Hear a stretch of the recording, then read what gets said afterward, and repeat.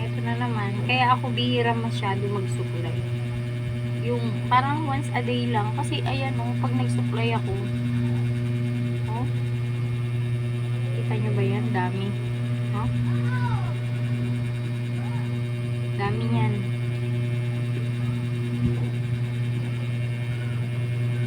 Tapos pag naligo pa ako, daming buhok. Ayan o. Kaya ako takot ako magsuklay.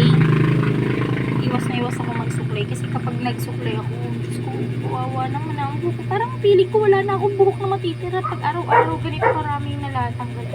Ayan o. Dami. Konti pa yan. Kasi mamaya, pag humiga ako, sa higaan, marami pang naiiwan. Tapos kaninang umaga, pag gising ko, marami na rin nalaglag na mga buhok. Bukod pa yung kaninang umaga, bukod pa yung mga nahuhulog, bukod pa itong sinuklay ko, at bukod pa mamaya pag nahiga ako sa higaan. So, ayan, ang dami.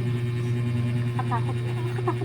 Ay, ano, hindi ko alam bakit ang dami kong nalalagas na buhok. Sabi nila, ano daw,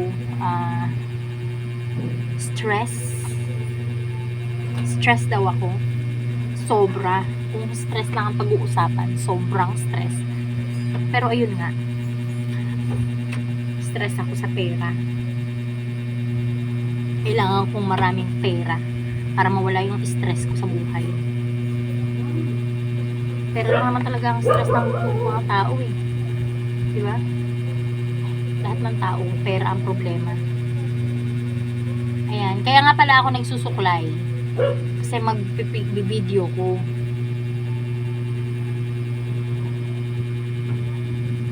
So, ayan. So, mamaya na ulit. Magte-take muna ako ng video ko and then kasi may dumating ako na hindi to parcel na binayaran ko ha. Mga free sample po to. Actually, nabuksan ko na yung iba. Na-post ko na. Sige, bye-bye.